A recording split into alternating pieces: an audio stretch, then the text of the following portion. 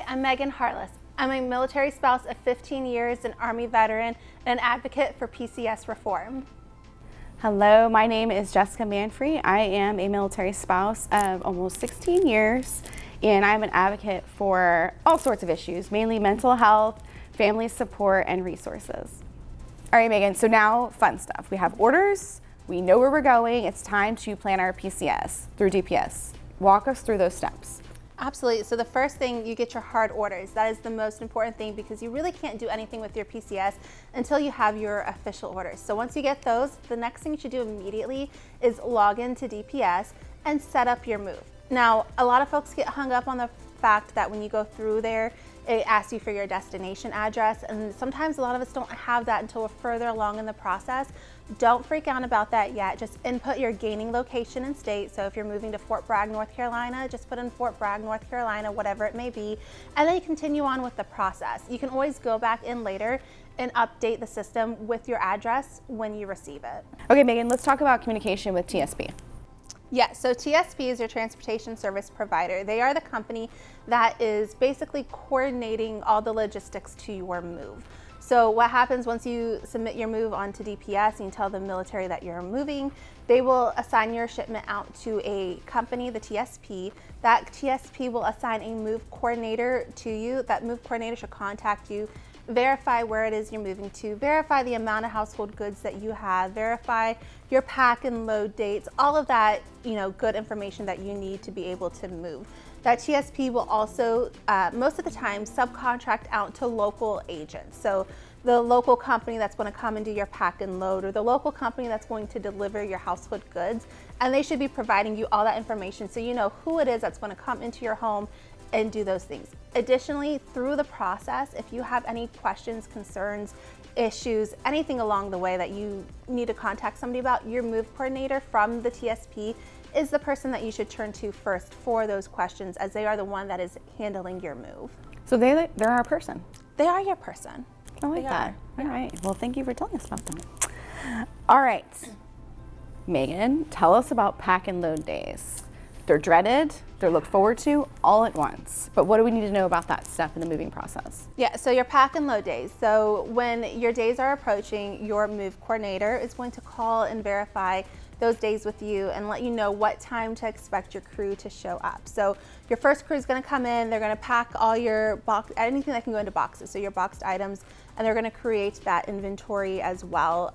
Then the next day, your load day, you're going to have another crew that's going to come in, they're going to load those boxes, they're going to disassemble furniture, they're going to have all your inventories in forms for you. Now, the most important thing to know about these pack days and these load days is that anything that you are taking with you, whether it's stuff that's going to go in your suitcase, stuff you're going to put into your car, you should have those items secured someplace. So whether it's already packed into your car where you can lock those doors, or into a room where you can lock that door, because if it's out, it's going to get packed. And the worst thing in the world is needing something, knowing where it was, and now you have to shuffle through 20 different boxes to try to find it. Yes. So designate an area for those things. Yes, absolutely. Because if they see it, it gets packed. That's that. Yes. That's trash. Yes.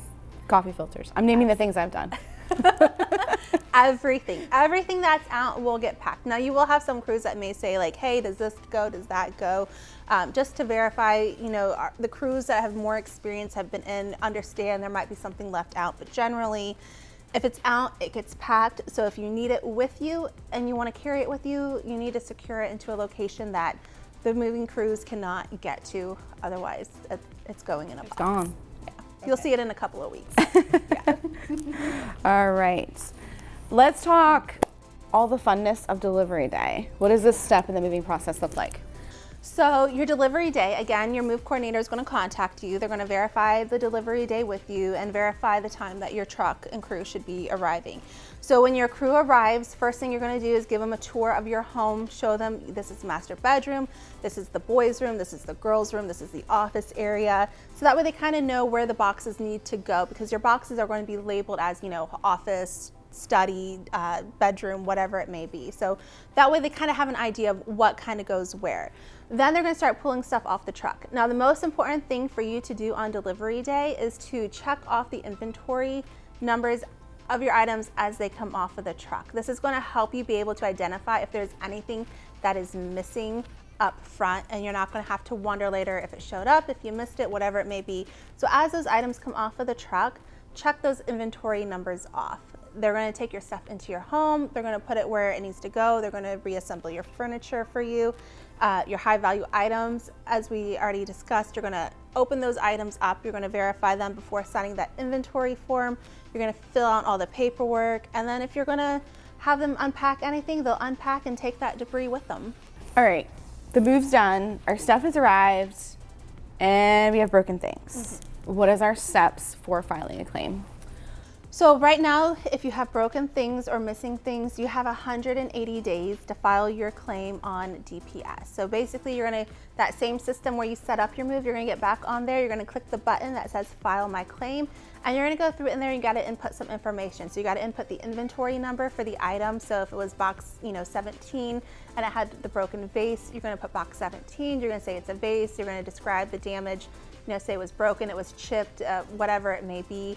And then you gotta also provide the value of the item. A lot of us, we don't keep receipts unless it's a very expensive purchase. And that's okay, you don't really need receipts, but you have to be able to show value of some sort. And this could either be from a receipt if you have it, or it could be finding a similar or the same item online and providing a link for that as well. Okay, Megan, I know the move's done, we've done our PCS, we're tired, but we need to take time for the customer satisfaction survey. Can you tell us why it's so important that we follow this last step in the whole process? Yeah, so the last really big thing to your move is the customer service satisfaction survey. So this is also found on DPS. The button is right underneath where you file your claim at.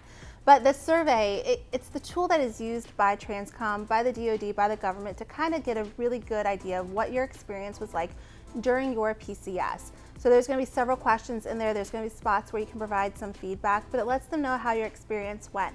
But essentially companies that aren't as good at taking care of us and our things can keep getting jobs if we're not vocal about how our experience was. Right, so this survey, it's used to determine part of the TSP's ranking. So it determines part of their best value score, which then determines how they get awarded contracts. So if you had a great experience or if you had a poor experience, it's important to let the DoD know that, so that way they know how your TSP is performing and to help identify any issues that may be happening in the process so they can take appropriate action to kind of correct that and fix it so the next family isn't having the same issues and experience that you had.